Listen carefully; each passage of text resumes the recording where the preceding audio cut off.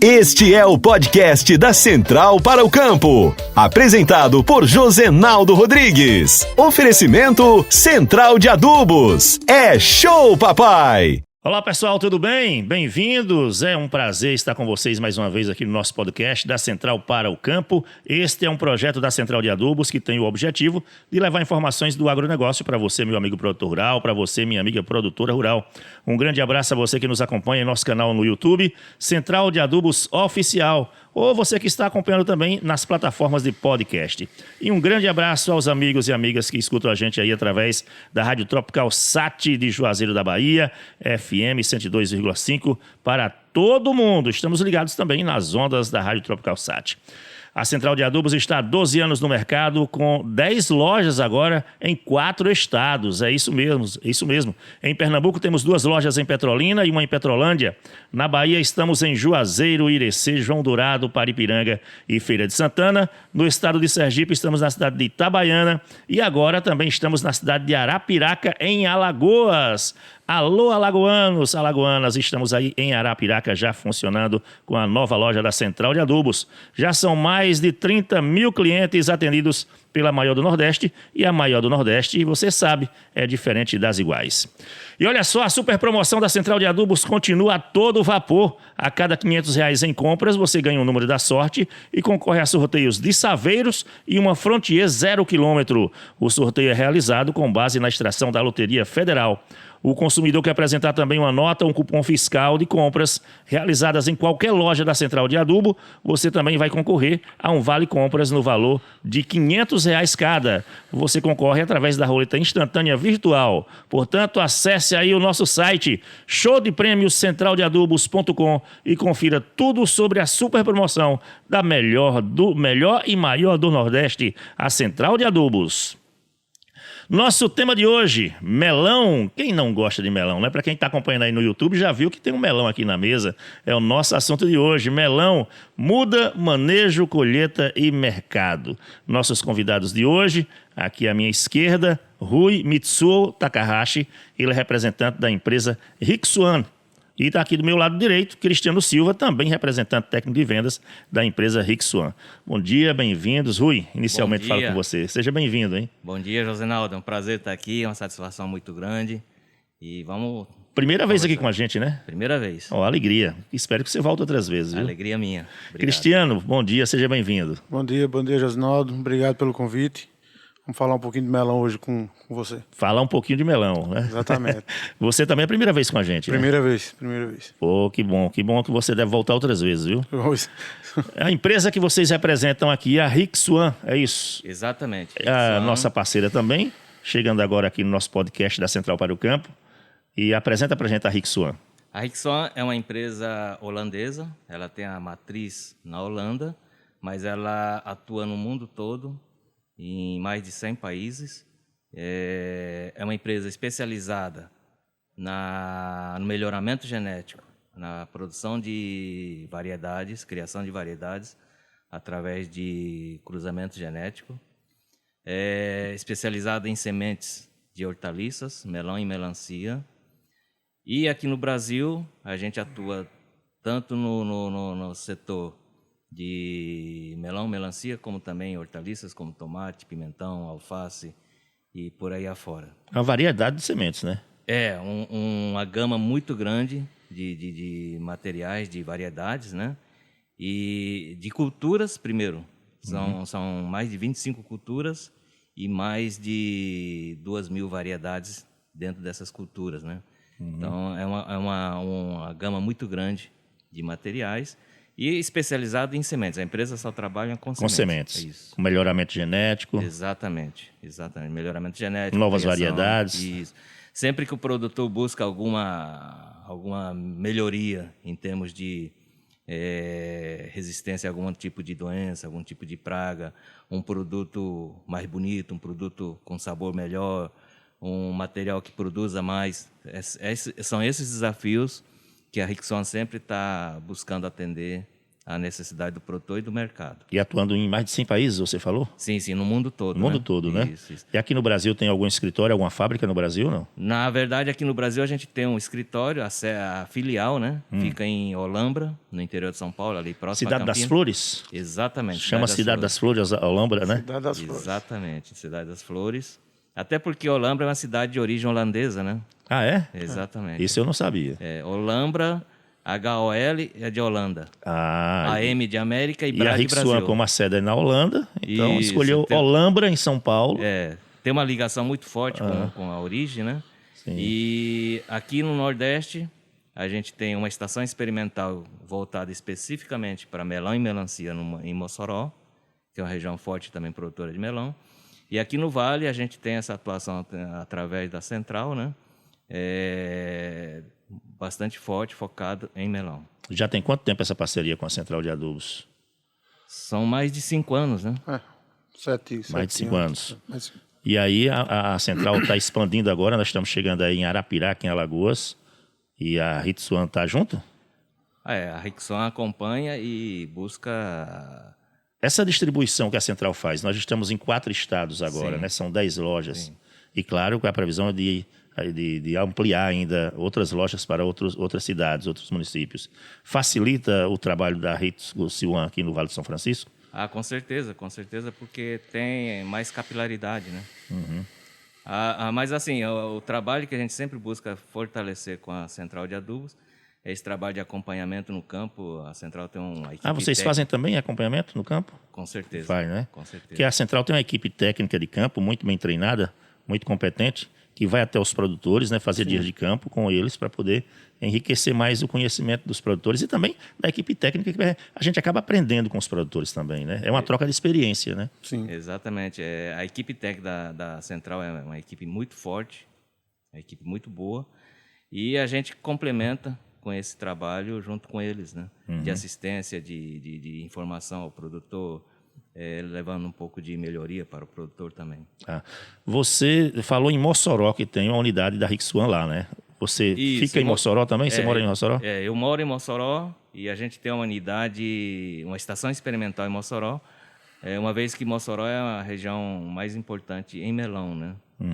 E todo o material, todas as variedades de melão que entram no Brasil, a gente faz primeiro essa triagem em Mossoró para ver se são materiais que realmente se adaptam às condições climáticas da região Nordeste, né? E se atende os anseios do produtor e do mercado. E você representa ali o estado do Rio Grande do Norte e anda por mais algum estado brasileiro, não? A gente tem uma equipe bastante forte. O Cristiano representa a gente aqui na região de Pernambuco. Nós temos outros colegas em Mossoró que ajudam no trabalho de acompanhamento aos produtores, né? Atendimento aos produtores. Nós temos a equipe também interna da estação e eu atendo também um pouco no Ceará, no estado do Ceará, Piauí e os arredores, né? É uma área grande, hein? Na verdade, o Brasil é muito grande, né? Enorme. Enorme. Mas o Brasil muito bom cabe isso. vários países dentro dele, né? Com certeza, com certeza. Ô, Cristiano, você representa o estado de Pernambuco e quais estados mais ainda que você anda? Isso, a minha área de atuação acaba sendo Paraíba, Pernambuco, Alagoas, Sergipe e a Bahia. E a Bahia. Pequena. Enorme também, né? Porque só a Bahia cabe esses outros estados dentro. Né? Exatamente, exatamente. E tem o foco maior da minha região acaba sendo o Vale do São Francisco, né? E como é que está a produção de melão aí no estado de Pernambuco, sobretudo? Mas tá bom, o clima vem ajudando bastante. Então os produtores estão atingindo produtividades bem satisfatórias, né? A Central do Adubo vem, como o Rui falou, complementando muito o portfólio e trazendo cada vez mais tecnologia para que esses produtores consigam cada dia mais aumentar suas produtividades. Então, digamos que a época está propícia para produzir melão. Né? Agora tá melhor, né? Tá. Mas ultimamente os produtores de melão devem ter sofrido um pouquinho aí, né? Porque choveu bastante, além da média que chove normalmente por ano aqui. E melão não se dá muito com chuva, tô certo? Tá certo. Não se...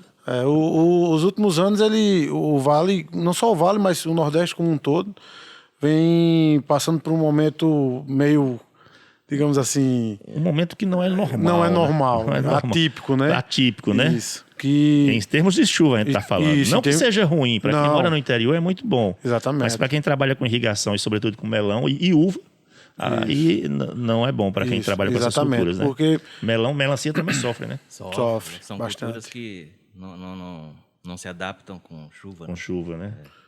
Nem E com agora chuva, a nem com temperatura frio. voltou a aumentar um pouquinho. Aí as áreas... Tá aí o exemplo, ó. Aqui na mesa. É bonito esse melão. É de onde? Ele é de Mossoró, não? Não. Isso aqui é da produção local. Aqui, Daqui da- É produtor aqui do Vale mesmo. Ah, E assim, aqui no Vale se faz um melão de qualidade muito acima do nível normal, né? É um melão de qualidade excelente. e a que se deve essa qualidade assim diferenciada aqui no Vale? Primeiro, a dedicação dos produtores. Segundo, ao conjunto de fatores, a genética, a assistência no campo por parte da equipe da central, dando apoio, assistência, acompanhamento, orientação. A questão da condição climática da região, bastante luz, né? Bastante sol, que é o que o melão gosta. Água de qualidade com fartura, diferente de, por exemplo, Mossoró. A gente trabalha numa região que é água de poço, você não está vendo. E poços lá, tem poço de 600 metros, 800 metros de profundidade. Mas é sério? Sim. É uma dificuldade muito grande. Então, há uma limitação com relação à oferta de água. E a água é fundamental para a agricultura irrigada, né? Então, aqui você está vendo o rio aí, está vendo a água no canal, é totalmente diferente. A segurança é muito maior. Então, essas são vantagens muito grandes. O clima aqui também, parece que não, mas difere um pouco. Aqui a gente tem um pouco de altitude, chega aí mais ou menos 200, 300 metros de altitude, dependendo da região, que para melão é muito interessante isso. E também existe outro fator interessante aqui, que é a proximidade maior dos maiores centros de consumo, né? Então, você falar que Salvador está bem mais próximo, falar São Paulo, por exemplo, diminui quase 1.000 quilômetros, né? É, verdade. Então, no E custo São de Paulo é frete, um mercado consumidor bastante amplo, né? É o maior. É o maior, né? No mercado interno é o maior. Vai muito melão daqui para São Paulo? Está indo bastante. Né? Está indo bastante. São Paulo, Paraná, Minas Gerais, Rio de Janeiro, bastante. E bem aceito. Quais são as variedades mais plantadas por aqui? A que eu conheço é a Gladial. Gladial. É dessa aqui, não? É, dessa aqui. A Gladial. É. E a Gladial é da Rixuan. É da Rexona. É do Vale. É do Vale, né? É do Vale. É do São Vale. dos produtores. Mas você falou, deixa eu voltar aí à história de Mossoró. Você disse que a dificuldade lá é por água de irrigação, que é água de poço que vocês tiram, com uma profundidade de até 600 metros. Ave Maria, quase que atravessa o planeta, né?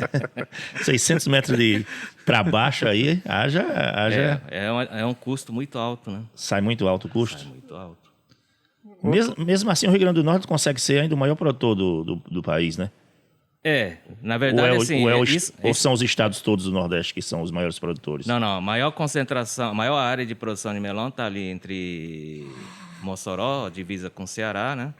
A região ali do oeste do Rio Grande do Norte com o Ceará, com a parte leste do Ceará, mas principalmente ali na região do estado de Mossoró, do estado do Rio Grande do Norte. Mesmo com essa dificuldade, consegue produzir bem ainda? Na verdade, os produtores, as empresas se profissionalizaram, é um negócio deles, né? Existe esse custo de buscar água, de fornecer água. Existe a necessidade de usar água de poços com menos profundidade, com 100, 120, 150 metros, que tem uma qualidade inferior, e aí precisa misturar com essa água de profundidade maior para que consiga chegar numa qualidade de água equilibrada, né? Tem todo esse manejo. Existe um problema maior de pragas lá também. Lá, você tem ideia, você não pode plantar melão sem ser coberto com a manta. Falando naquela manta, aquilo é o quê? É uma manta TNT, é um tecido ou não tecido. Não é lona não, plástico? Não é lona plástica, é um tecido ou não tecido que deixa passar a luz, mas impede a passagem de insetos. Então, no início, quando a planta está nova, é coberto com essa lona, para impedir a entrada do inseto e também, ao mesmo tempo, criar ali um microclima mais favorável para o início do desenvolvimento das plantas, né? Então ela não vai durante todo o ciclo do melão, não. Não. Até porque quando o melão ele começa a florar, ele precisa da abelha para fazer a polinização. Polinização. Exatamente. E Então, aí a manta é retirada. a manta é retirada. Joga-se fora ou pode reusar aqui? Guarda, né? Pode usar Pode novamente? usar novamente. Sai muito caro o custo colocando a manta? Sai bastante caro. Sai. Sai bastante caro. Sai caro porque, além da manta, você precisa usar o mulch, já usado aqui também. Usar o quê? O mulch é o que é? plástico, é o plástico para cobrir o solo. Antes de plantar o melão? Antes, né, você prepara o solo, faz o canteiro, né, vamos dizer assim, coloca a mangueira de irrigação Sim. e aí cobre com plástico, que é o mulch, para proteger o solo, para você ter o melhor aproveitamento da água de irrigação, dos nutrientes que você vai colocar através da água, evitar crescimento de erva daninha, proteger a planta. E depois que você coloca o plástico, o mulch, faz o plantio do melão, você vai cobrir ele com a manta TNT. Com a manta. Isso. Então são custos bastante elevados. E aí sobra para o produtor, né? Sim, Sobra com pro produtor. certeza. Esse é um encargo do produtor, né? A irrigação do melão com essa manta não atrapalha? Não, porque hoje o sistema... Porque a mangueira, ela, de certa forma, ela fica coberta com plástico do Mas balde. isso para quem faz a irrigação por gotejamento, no caso. Hoje 100% é gotejamento. 100% já? É isso. Porque eu ainda sou do tempo que eu lembro que plantavam de inundação, né? Não, antigamente Naqueles se plantava... sucos, né? Antigamente- Fazia sucos, plantava o melão diretamente na terra. Que eu estou vendo aqui no nosso tema, melão muda, a muda do melão. Hoje não planta mais diretamente na terra a semente? Hoje, olha só, a prática do plantio de muda na região lá de Mossoró é 100%. Tudo mudado? Tudo muda. Você faz um canteiro antes, lera ele. Não, faz o canteiro para plantar o melão, mas você prepara a muda em outro ambiente, Em um outro local ambiente. protegido, em estufa, né? Em plástico. na plástico estufa. Você fechado. vai, pega a semente. Hoje existem empresas, né, profissionais de produção de muda. Só para produzir mudas. Só para produzir muda. Então, se eu quiser plantar um melão hoje, eu posso comprar muda no mercado, numa empresa que fabrica mudas. Exatamente. Ele pega a semente lá da Rixuan, aí leva para uma estufa, planta lá para poder ser transplantado para o local onde vai ser Exatamente. cultivado o melão. Então. Normalmente o produtor, como é que ele faz? Ele vai na central, compra a semente e leva aqui para o viveiro. Aí o viveiro faz a muda e entrega para o produtor. Mas ele já paga para esse viveiro fazer a muda, no caso. Isso. Ele paga a semente e paga pelo serviço de fazer a muda. Mas o que é que acontece? Você vai falar assim, não, então vai sair muito caro para o produtor fazer a muda. É isso que eu pensei. Não, mas... Porque antigamente era plantado diretamente no solo. E meu pai é produtor rural. Sim. E ele já plantou melão, né? E eu lembro, ele plantava por inundação naquela época, irrigava por inundação. Fazia umas valas, que a gente chama de suco, Sim. né? E aí plantava, e molhava lá, fazia uma adubação do solo. E aí ele via com a varinha assim furando, e alguém atrás botando a semente lá. E essa semente não era transplantada mais não, ela crescia ali mesmo. Não, essa é uma prática que É durou uma prática bastante. antiga, né? É antiga, mas assim, durou bastante tempo, né?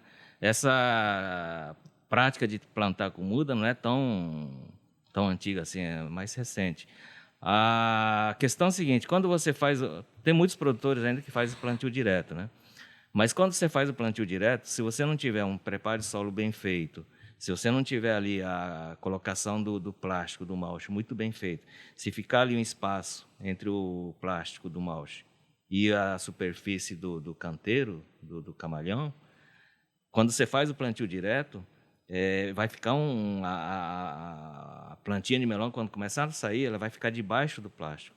Então, ali ele já sofre bastante, porque ele precisa de luz, ele vai crescer em busca de luz, e vai estiolar, essa planta vai ficar fina, e aí pode tombar, e como a região é muito quente, o plástico está quente, pode queimar Vai ali queimar. e perder a planta. Também, quando você faz o plantio direto, você pode ter torrões ali no canteiro, que pode impedir a germinação perfeita. Caiu por cima da semente, já era. Exato. Não vai germinar mais, né? Não. E ao mesmo tempo também, quando você faz o plantio direto, você pode ter ali, você fez o plantio hoje, o produtor terminou o plantio agora pelo final do dia, né? À noite, pode começar a vir grilo, cascudinho, gafanhoto, insetos, que é normal em qualquer região. E aí, na semente, ele já vai ali, cava e faz o prejuízo, sabe?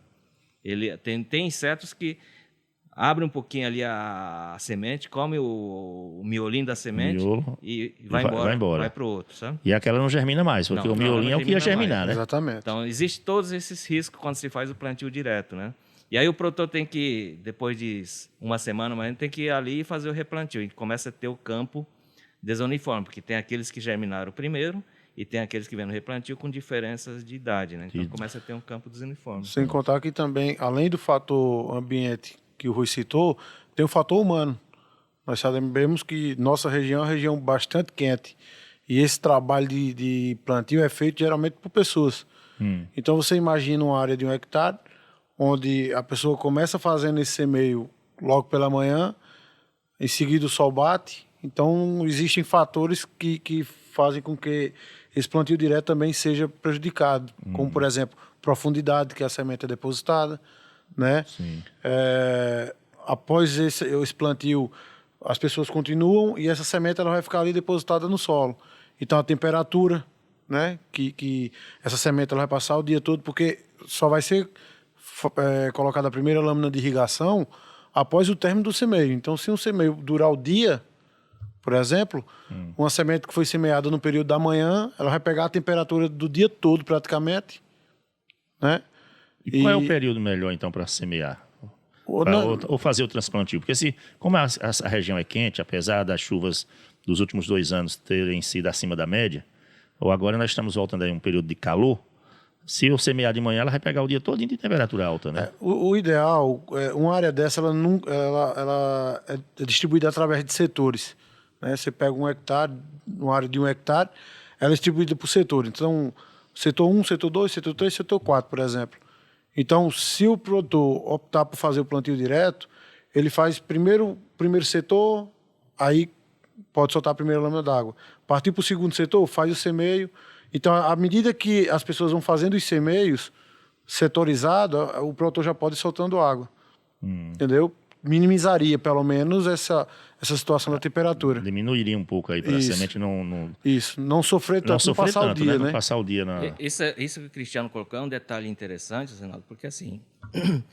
Você perguntou, mas você pode plantar o dia todo, não tem problema nenhum. Desde que, a partir do momento, como o Cristiano colocou, você plantou, fechou o setor, você vai dando a condição para aquele setor que foi plantado de umidade para que a semente esteja num ambiente confortável. Porque muitas vezes o que é que acontece? Ocorre um problema no sistema de irrigação, ou falta de energia e tal, nos primeiros 4 dias após o plantio, que é o período que a semente está nesse processo de germinação. Se ocorrer algum problema nesse período, com menos umidade ou algum problema nesse sentido, essa semente, ela provavelmente pode começar o processo de germinação e depois parar. E aí o produtor vai ter problema. Aí vai ter que replantar. Aí vai ficar vai ficar desuniforme, como você colocou. Né? Às vezes acontece também, o produtor termina o plantio na sexta-feira, né? Sim. Aí entra sábado, entra domingo. São 2 dias que geralmente quem está ali cuidando da área é o produtor, o próprio produtor, ou o encarregado, ou a pessoa de confiança. Mas pode acontecer um problema de energia, pode acontecer um problema no sistema de irrigação, na bomba, e ele não consegue, naqueles 2 dias, equacionar essa situação. Então, passa 2 dias com irrigação irregular ou sem irrigação, no momento que a semente está no processo de germinação. Então, não pode deixar sem irrigação, né? Não. Nesse período não pode, né? Por isso que aí entra a questão da muda. A muda, ela é semeada numa bandeja com substrato próprio para isso. É um substrato totalmente homogêneo, excelente para que ocorra esse processo de germinação. E dentro de uma estrutura chamada viveiro, uma estufa, que tem todo o controle de umidade daquele substrato. Então, ali é como a gente chama de berçário, realmente é um berçário. É uma condição para que uma criança, um nenê que recém-nascido, comece a desenvolver. Então, ali ele tem condições ideais para que ocorra esse processo de germinação e forme a plantinha para levar para o campo. Sem contar que, nesse período, o viveirista ele está cuidando daquela muda, daquela plantinha, com todas as necessidades de nutrição e de defesa, né? Contra praga, contra inseto, tudo isso aí. Quando ela for lá para a roça, já vai estar bem mais fortalecida, né? Vai estar fortalecida e, entre aspas, ela está vacinada, né? Uhum. Nesse caso, colocando a mudinha, ainda é preciso colocar aquele primeiro plástico que você falou? Sim. É preciso, com certeza. E coloca a manta logo em seguida por cima ou tem um período para colocar a manta? Aqui ainda a gente não tem necessidade de trabalho com manta, né? Essa é uma outra vantagem do Vale de São Francisco, né? O nível de ataque de praga ainda não chegou tão elevado para a necessidade de manta. Talvez isso seja uma ferramenta para ser usado no futuro para a condição ideal para a planta desenvolver no início, né? Tem um período para se plantar melão, para você ter lucro, ganhar dinheiro? Ou seja, assim, eu planto no início do ano, ou planto no meio do ano, ou planto no final do ano. Tem uma receita? Se eu tivesse a receita, eu quero também. Não, mas na verdade é o seguinte. Melão você pode plantar o ano todo. Esse é o primeiro ponto. Agora, como a gente falou no início, melão e melancia são culturas que não... Uva também não se dá com chuva. Exatamente. Então, no período de chuva, tem que ter um pouco mais de atenção, cautela, de cuidado, né? Mas é o período que, historicamente, o mercado se aquece bem mais. Então, assim, mês entre dezembro e março é um perigo para a plantação de melão, porque historicamente são os meses que... Eu digo que vai além de março. Vai além de março, né? Porque a safra de Mossoró começa a entrar no mercado em final de agosto, né? Final de agosto, setembro, início de setembro. Além dessa questão de chuva, né, de climática, existe a questão de oferta e procura. Então, como o Rui falou, a safra que se inicia em Mossoró na metade do ano, ela só vai estar disponível a partir de agosto. Então, teoricamente, nessa janela aí de janeiro a agosto, Rui, né? Mossoró ele não consegue enviar melão. Então a procura está maior, porque se Mossoró, que é o maior produtor, não consegue enviar melão para o mercado. A oferta de melão no primeiro semestre diminui bastante em função do período de chuva lá. E outra coisa, porque assim, existe uma diferença com relação à questão da chuva aqui no Vale de São Francisco e em Mossoró. Mossoró, quando pega um período de chuva, como está acontecendo agora, desde o início da segunda quinzena de março para cá, não parou de chover. E, assim, são chuvas que passam a semana toda, tempo fechado, ou chovendo forte, ou a garoa, como a gente chama. Chuva fina, né? Chuvinha com fina. Tempo fechado. De qualquer forma, são situações que prejudicam muito a lavoura, a cultura. O controle de doença fica muito dificultado. E você, como todo o processo de nutrição através da fertirrigação, então ela acaba não recebendo os nutrientes a nutrição necessários, né? Agora, atenção aí, produtor, tem uma dica aí, ó. Tirar melão no primeiro semestre do ano pode ser uma boa, hein? Mas os produtores aqui sabem disso. Sabe. Pode ser uma boa. Pensa aí, qual é o ciclo do melão? A gente consegue colher melão com quantos dias? Em média, 65 dias, 70 dias. Rápido, né? É muito rápido. Muito rápido. Então, aí você plantando em fevereiro, março, aí você já vai tirar no primeiro semestre ainda, vai tirar Com certeza. tem a oportunidade de ganhar um dinheiro. Hoje aqui no Vale de São Francisco, aí às vezes vem um pouco menos que R$2 o quilo, vai um pouco mais do que R$2. É um preço bom, o quilo do melão por R$2 para o produtor vender? Olha, eu creio sim que a questão de preço... Às vezes varia, né? Vai um pouquinho mais de R$2, baixa um pouquinho de R$2. A questão de preço, assim, o mercado é que dita o preço, né? Mas nessa faixa que está rodando hoje aí é um preço que vale a pena. O investimento está muito alto em melão? Está alto.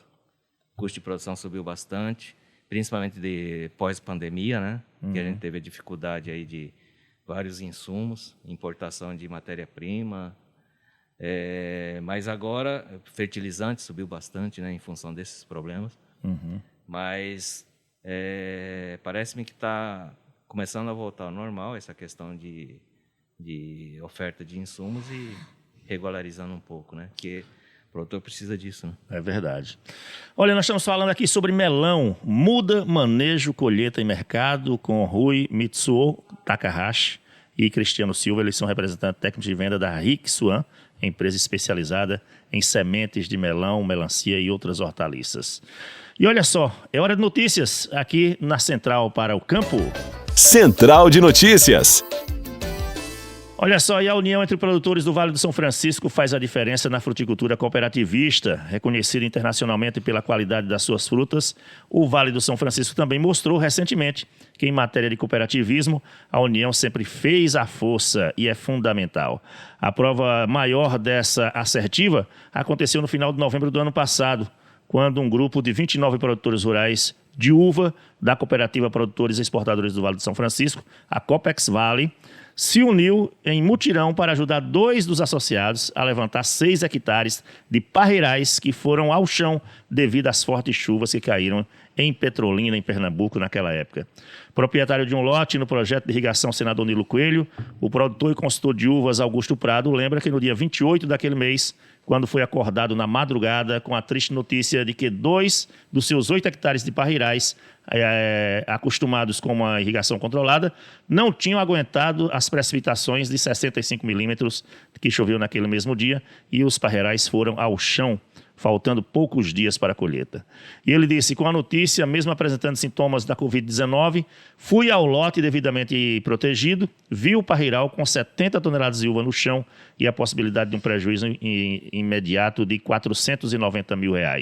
Entretanto, já estavam no meu lote cerca de 50 pessoas, funcionários e empregados dos cooperados vizinhos que ajudaram a levantar o meu parreiral. Não foi um trabalho de imediato, mas 2 dias depois, graças a Deus, conseguimos levantar o parreiral que estava ao chão. Disse lá o Augusto Prado, dono desse lote no projeto Senador Nilo Coelho. Depois de enviar uma mensagem ao grupo de cooperados pelo WhatsApp, informando a situação, não demorou muito para os associados se aproximarem e aí nas primeiras horas da manhã já começaram a trabalhar e ajudaram então Augusto Prado a levantar seu parreiral, que aí ia causar um prejuízo de quase R$500 mil. Foram mais de 100 pessoas que conseguiram levantar manualmente os parreirais, planta por planta e, surpreendentemente, 2 dias e meio depois de intenso trabalho, com muita força e disposição, todo o material já estava salvo desse prejuízo. Coisa boa, né? Cooperativismo é uma coisa que tem dado certo aqui no Vale do São Francisco. Por onde vocês andam também tem trabalho de cooperativismo? É uma coisa muito boa, uma iniciativa muito boa. Particularmente, eu acho que a ação de cooperativismo ela devia ser mais estendida, né? Mais estendida, também acho. Mais fortalecida. Mais fortalecida, porque uma mão lava a outra, como diz o velho ditado, né? Exatamente. Estender nossos sentimentos aí para o Augusto, que teve essa... Teve uma perda, porque não tem como não ter, né? Uma perda muito Mas grande. Mas um prejuízo muito grande. Ele conseguiu salvar boa parte da produção por conta dessa ajuda dos cooperados aí, da Copex Vale. E parabenizar todos os produtores, os trabalhadores que se juntaram para ajudar numa situação dessa, né? Não é fácil passar por uma situação dessa. E qualquer um está sujeito a acontecer, Qualquer né? um está Principalmente sujeito. Nessa época, desses 2 anos para cá que a gente vem falando aí, que tem chovido acima da média aqui no Vale do São Francisco, que muita gente teve um prejuízo enorme. Imagina aí se o Augusto não tivesse nesse grupo de cooperados, ele estava com a Covid-19 e não pôde participar do mutirão, mas os cooperados lá da cooperativa se juntaram aí mais de 100 pessoas para levantar manualmente. Imagina aí o peso, hein? É muito peso. pesado. A uva carregada, já prestes a colher, é pesado. Né? Prejuízo grande. É muito pesado, mas talvez não chegasse ao peso que o Augusto estava sentindo naquele momento, né? Pois é, realmente. É um peso muito grande. O susto é grande, né? O cooperativismo é uma atividade, uma ação que realmente deve ser fortalecida. Esse é um exemplo muito bom. A gente sabe que quando os produtores se unem a um propósito comum, eles conseguem ter muito mais força do que quando está sozinho, né? Exato. Então, tanto para aquisição de insumos, quanto para negociar sua produção, tanto quanto para reivindicar alguma melhoria junto aos órgãos oficiais, essas coisas todas. E isso é um exemplo também que poderia ser estendido não só para os produtores de uvas, mas para produtores de manga, para produtores de melão, para todos, de cebola, para todos os produtores da região, né? Exato, é interessante. E olha só, outra notícia que está rodando aí o mundo do agronegócio é que a Confederação da Agricultura e Pecuária do Brasil, a CNA, promoveu no último dia 4 deste mês de abril o seminário Exportando Frutas no Contexto Atual. A capacitação foi realizada no Centro de Excelência de Fruticultura do Senar, em Juazeiro da Bahia. O coordenador de promoção comercial da Diretoria de Relações Internacionais da CNA, Rodrigo da Mata, fez a moderação do seminário. Na abertura, destacou a importância da diversificação da pauta exportadora e apresentou o Agro.br, um programa de internacionalização para pequenas e médias empresas rurais trabalharem no mercado externo. O Agro.br é uma iniciativa desenvolvida em parceria com a Agência Brasileira de Promoção de Exportações e Investimentos, a Apex Brasil, para aumentar a participação de pequenos e médios produtores no comércio internacional e diversificar a pauta exportadora de produtos do agro brasileiro. Rodrigo da Mata mostrou todas as etapas do Agro.br e as ferramentas utilizadas para fazer com que os alimentos brasileiros cheguem para outros países. Disse ele, contamos com o programa de aterrissagem, as rodadas de negócio, a participação em feiras e eventos internacionais, os consórcios e cooperativas exportadoras. Ele também apresentou casos recentes de produtores rurais que começaram a exportar com o apoio do programa. O Agro.br tem escritórios regionais, estaduais especializados em comércio exterior na Bahia, no Ceará, em Minas Gerais, no Mato Grosso do Sul, no Pará, no Rio Grande do Sul e em São Paulo. Então, em todos esses estados, existem escritórios regionais estaduais especializados em comércio exterior que os pequenos produtores rurais podem procurar.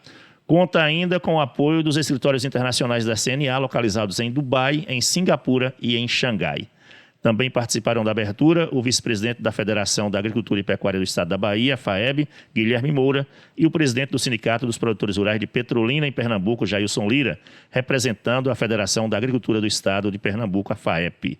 O CEO do escritório Agro.br em Dubai, Rafael Gratão, fez uma palestra sobre os novos mercados para a fruticultura brasileira, com foco na Ásia, e apresentou um panorama do mercado, oportunidades, ameaças e principais concorrentes nos Emirados Árabes. O engenheiro agrônomo da Sabor da Fruta, Júnior Silveira, falou sobre os mercados da China e Coreia do Sul, potenciais importadores de frutas do Brasil. Em sua apresentação, disse que o Brasil é o terceiro maior produtor de frutas do mundo, mas ainda é o 24º país em volume de exportação. Estamos bem atrás ainda, hein? Falta muito caminho a percorrer para a gente chegar lá nas primeiras linhas de exportação, né? Com certeza. Nós exportamos muito, mas ainda é muito pouco para chegar na linha de frente, né? Não, com certeza. A gente precisa diminuir um pouco esse gap, essa diferença. Porque se a gente imaginar, hoje se a gente fala em população mundial, algo em torno já de 10 bilhões. Então, são 10 bilhões de bocas comendo.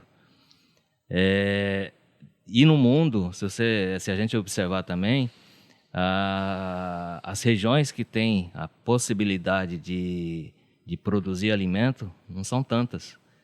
E se a gente pega, por exemplo, uma fruta como melão, como uva, como manga, frutas tropicais, essas regiões diminuem mais ainda. Então, existe essa oportunidade de fornecer frutas com qualidade para uma grande parte da população mundial, mas ao mesmo tempo, aumentar o volume de exportação, né?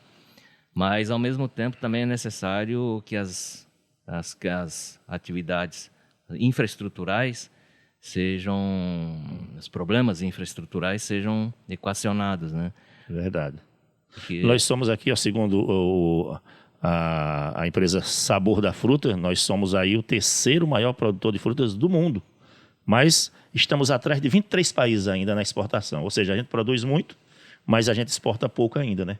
Estamos atrás de 23 países em termos de exportação em volume de frutas, né? Melão já se exporta? Sim, melão é exportado principalmente para a Europa, né? Para os países da Europa. Parte para os Estados Unidos. Uma pequena parte para países asiáticos, países dos Emirados Árabes, uma pequena parte, e algumas tentativas para a China também. A questão realmente é essa diferença entre ser um grande produtor e não tão grande exportador, é a questão de infraestrutura. Na minha opinião, é a questão de infraestrutura, né? O custo logístico de enviar essa fruta de qualidade que é produzida aqui para esses países que têm uma demanda muito grande, ainda é muito alto. O custo é muito alto. É muito exorbitante, né? E aí dificulta muito, né? Porque Exatamente. quem já costuma exportar um volume maior sente esse peso, né? Exato. Como é que poderia ser feito, o que poderia ser feito para diminuir esse custo? Então, essas iniciativas, por exemplo, essa retomada da... Essa iniciativa aqui da CNA é interessante, né? Sim, claro. Colocar esses escritórios especializados em exportação, tem em alguns estados aí que a gente citou, para poder mediar Com certeza. essa compra com os países, né, que querem comprar frutas brasileiras. Com certeza. Agora, precisa sair um pouco do papel do teórico, né? E colocar um pouco isso na prática também, né? A estrutura portuária que a gente tem ainda é deficiente, né? E a maior parte da exportação nossa vai via marítima, né? Via marítima. Vai Exatamente. através dos navios. Exatamente. Alguns embarques aéreos, mas o aéreo, o custo é muito maior, né? A gente fala em peso e volume, né? É. Passeio aéreo, peso e volume. Como assim, peso e volume? Carga pesada que ocupa um grande volume dentro de uma aeronave, por exemplo. Isso diminui o custo? Isso aumenta o custo. Aumenta o custo. Aumenta o custo. E se você parar para ver hoje, toda escoação de produção nossa é rodoviária. Por exemplo, você sai daqui, ou acho que o porto mais próximo, Salvador, Recife. Salvador, né? Recife, mas tem muitos exportadores aqui que usam o Porto de Pecém pela questão do custo portuário, né? Porto de onde? De Pecém, em Fortaleza. Fortaleza. Então, Mas não é mais longe, principalmente para quem está no Vale do São Francisco. muito para mais Fortaleza longe. é muito mais longe, né? É o dobro da distância. Pois é. Encarece muito o frete terrestre, né? Rodoviário. Mas, então, são essas logísticas que precisam ser aprimoradas, né? Que fica muito complicado, né? Exato. Inclusive aqui de Petrolina, do aeroporto de Petrolina em Pernambuco, tem um cargueiro, ou tinha, não me recordo agora, não tenho certeza se ainda continua. Mas eu já ouvi muitos produtores comentando pelo preço. Eles optavam por não mandar via aérea por conta do alto custo, né?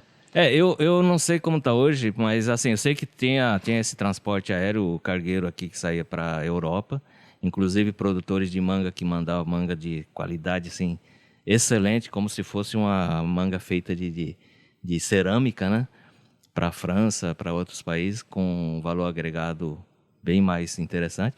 Mas o que realmente atrapalhava, impactava isso era o custo do frete aéreo, né?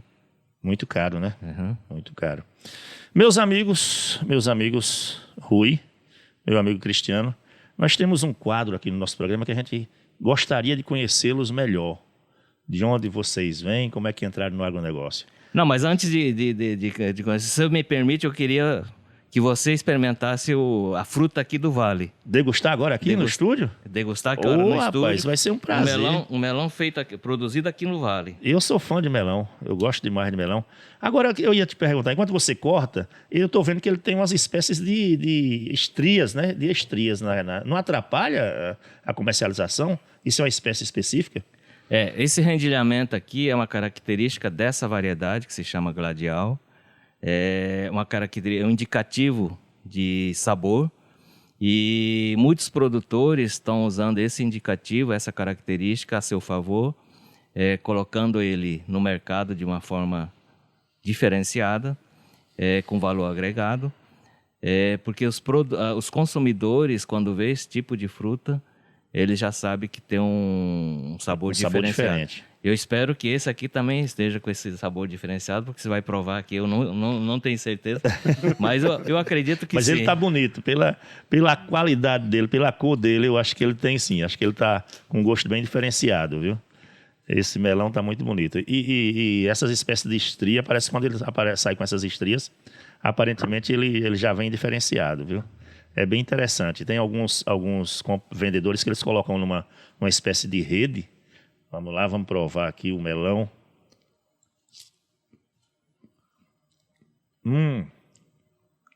Delicioso. Delicioso, Rui. Tem um brix, né, que é o açúcar da fruta. Que realmente está muito bom o sabor dele. Excelente. Esse realmente é a característica dessa variedade, né, gladial. A gladial. É a atração pelo sabor. Isso tem fidelizado os consumidores, né? Pela característica de sabor, eles agregam a característica da casca, que consegue diferenciar lá na gôndola do supermercado, na feira. Para o produtor, tem sido um acréscimo, porque é um material que tem um diferenciado, né? Rendimento alto, resultado muito bom para o produtor. Ele agrega valor, né? Exatamente. E são esses fatores que a gente, como empresa de melhoramento, como empresa de genética, tem que sempre buscar para agregar valor para o produtor e para o consumidor, né? E ele é um melão grande, né? Geralmente sai assim, grandão? O tamanho dele, o peso médio dele varia em torno, lógico que depende muito do manejo, né? Mas na faixa aí de 2 quilos, 1,8 kg, 2,2 kg, 2,3 kg, 2,5 kg. Não atrapalha na hora de vender não, né? Porque não, esse é um padrão de tamanho ideal. Padrão ideal, isso aí. Para o mercado, né? Uhum. Falando aí desse padrão ideal, como é que a gente faz para deixar o melão no padrão certo, hein? Porque às vezes tem uns que vêm grande demais, outros vêm pequeno demais, e na hora de vender, aí os compradores começam a botar o pé na barriga do produtor, né? Ah, não vou levar esse porque esse aqui está fora do padrão, não vou levar esse porque esse aqui cresceu demais. Qual é o segredo? Se fosse segredo, você não ia contar, não, né? Como é que faz para deixar o melão no padrão? Não, questão de manejo? Na realidade, sim, o produtor, ele tem... Os méritos são para o produtor, para os produtores, né? Eles têm realmente dedicado muito à atividade, buscado a melhor forma de manejo, de produzir, adaptando a condição da propriedade dele, e tem conseguido esse resultado de produzir dentro do padrão necessário. Existe a carga genética, que é importantíssima nesse ponto, porque a genética traz esse componente de característica de fruto de 1,7 kg, 1,8 kg a 2,5 kg, mas isso tem que estar aliado ao manejo do produtor. Então, o produtor realmente tem acertado muito nesse ponto e tem produzido um melão gladial aqui no Vale de qualidade excelente. E essa semente ainda pode ser melhorada pela Rixuan? Não, na verdade, esse material não, porque esse é um material que já está pronto. Já é definitivo, né? Já é definitivo, mas a empresa sempre busca criar outros materiais, porque o mercado ele está sempre muito dinâmico, né? Então, assim, a gente sempre tem que buscar atender a demanda do mercado, e nesse sentido a empresa sempre está buscando criar novos materiais, né? Tem a equipe de geneticistas, que são as pessoas que fazem esses cruzamentos, buscam colocar algumas características, tirar outras características, criar novos materiais, sempre para atender a necessidade do produtor e do mercado. Interessante, isso é importante, né? E saber manejar corretamente o melão, não é só plantar lá e jogar de qualquer jeito na terra e jogar qualquer coisa, né, que vem pela frente. Né? Aí não vai ter resultado. Aí não vai ter resultado. Não adianta que ele não vai sair bonito assim, não. Né? Não. Depende muito do manejo que é feito nele, né? Exatamente. Cristiano? E a colheita também tem que ter um cuidado especial na colheita? Com certeza, com certeza. Esse é outro ponto, é outro detalhe que a gente vem trabalhando bastante. Por exemplo, se a gente fizer um paralelo com a região de Mossoró, hoje os produtores de Mossoró, quer dizer, hoje não, já há bastante tempo, eles têm uma colheita semi-mecanizada. Então, o manuseio da fruta no momento da colheita, ela tem que ser com bastante cuidado, porque o produtor faz todas as etapas corretas, desde o início do plantio, produção, coloca a abelha lá para fazer a polinização, como o Cristiano falou, deixa ele limpo, trata de doença, de praga, faz uma frutificação muito boa, faz uma fruta de qualidade excelente. E no momento da colheita, ele precisa continuar dando essa atenção, porque é uma fruta, é sensível. Então, qualquer pancada que você dê, qualquer maltrato que você dê nele no momento da colheita, ele pode refletir depois de uns 2, 3, 4 dias, sabe? Muitas vezes a gente vê colhemos o fruto ontem, e transportamos com todo cuidado e tal. No momento a gente não vê nenhum tipo de problema, mas se você colher e não der essa atenção, por exemplo, der uma pancada ou maltrato nela, daí 4 dias mais ou menos ele pode começar a apresentar algumas manchas, alguns ferimentos, isso tudo deprecia o produto dele, né? no mercado. Né? Exatamente. Geralmente com 4 dias o produto já está no mercado consumidor, né? Então isso aí deixa para aparecer quando vai para a gôndola. E aí, daqui a pouco, quem comprou lá para botar no supermercado, se aparecer com problemas, depois vai desistir de comprar desse produtor, né? Vai desistir, vai reclamar e, pior de tudo, vai falar, seu produto chegou aqui numa qualidade ruim e eu não vou pagar. Prejuízo à vista. Exatamente. Mas agora podemos, então, conhecer um pouquinho mais de vocês? Vamos lá? Vamos lá? Colhendo conhecimento. Colhendo conhecimento. Rui Mitsuo Takahashi. Eu li certo?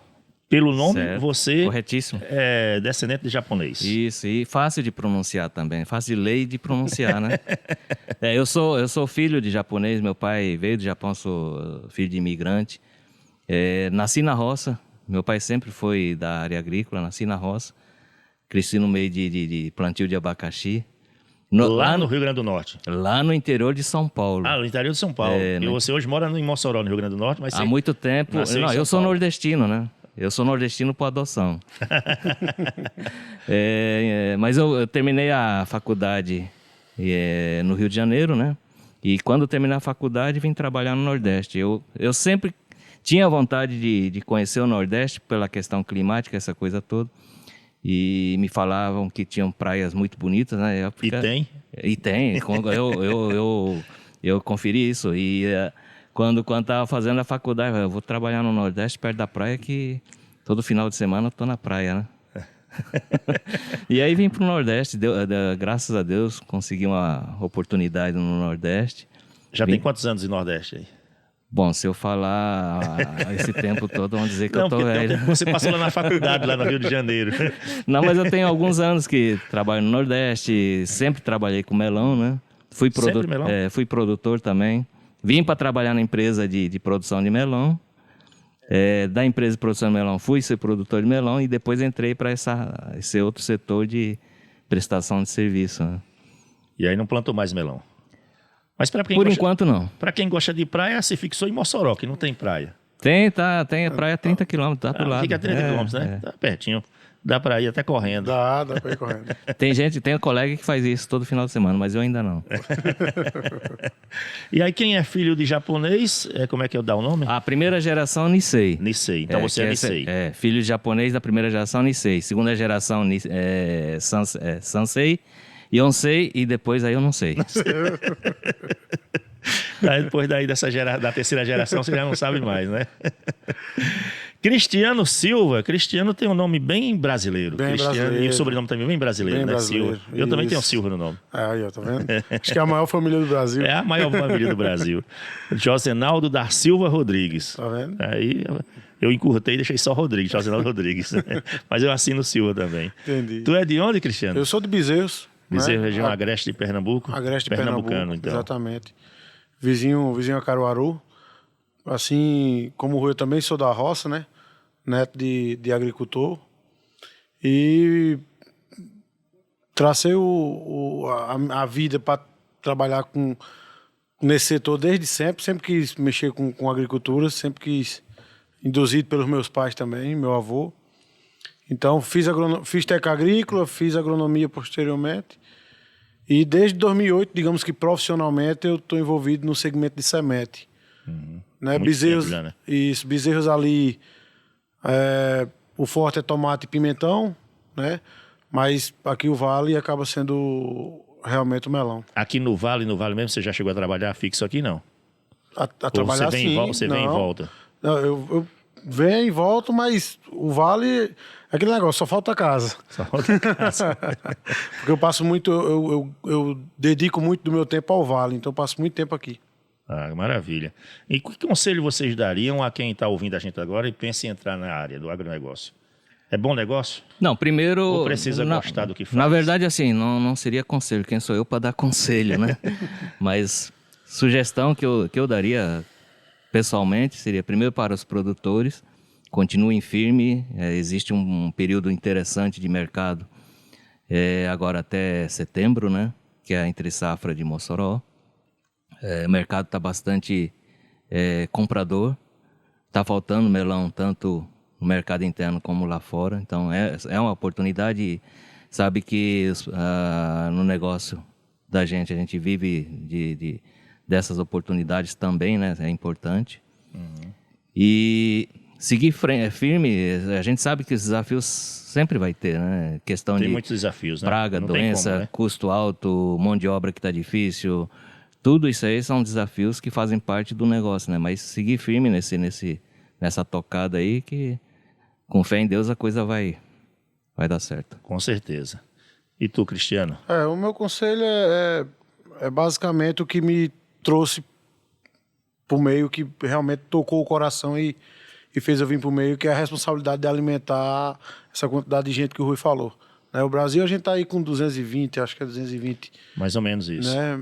220 milhões de habitantes. Então, eu acredito que a nossa responsabilidade junto, principalmente a responsabilidade do produtor, é produzir alimento para esse pessoal todo.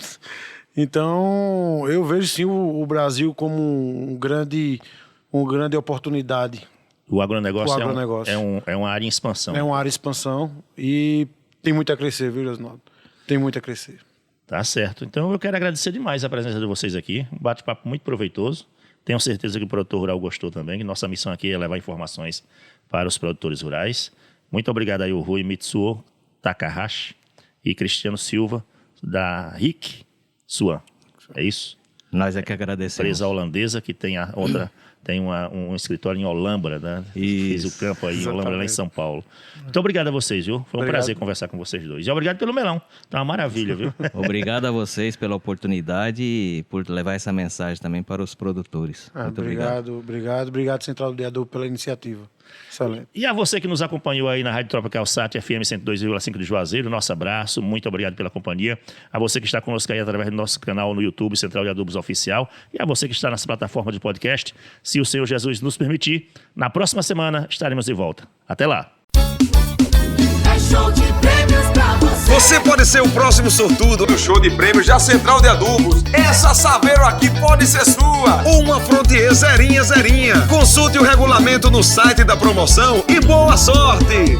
Vou plantar minha sorte, sei que vou colher.